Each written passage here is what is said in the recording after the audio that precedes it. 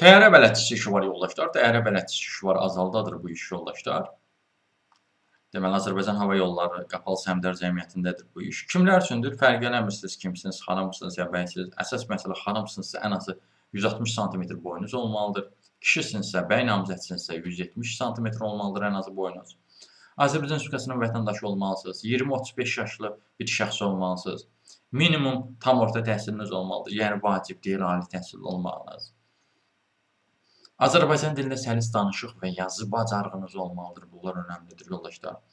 Sonra, ingilis dilində ən az orta səviyyədə bilməlisiniz. Çünki fikirlərinizi sərbəst istifadə etmək bacarığınız olmalıdır. Mən sizə əsas vaciblərini bildirdim. Sonra, müştəri yönümlülüyü, xidmət mədəniyyəti, yüksək ünsiyyət və komanda işi bacarığınız olmalıdır. Stresli davamlı olmalısınız. Problemli operativ həll etmə bacarığınız olmalıdır. Kreditlə əlaqə yadımdan qatışdırdım. Stresli davamlı olmalısınız və problemləri operativ həll etmə bacarığınız olmalıdır. Sanki kredit verir aslında.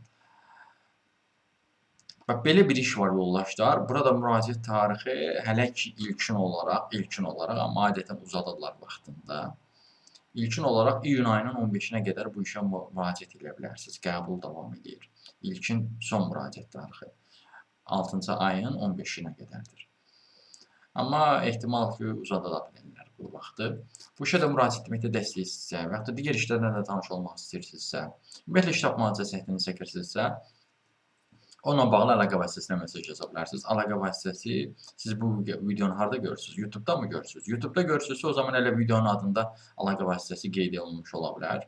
Yox, əgər bu videonu TikTok-da görürsünüzsə, o halda videonun adının altında Toğrul Əzov sözü yazılıb. Həmin o sözə toxunaraq Toğrul Əzov adlı TikTok kanalına daxil ola bilərsiniz.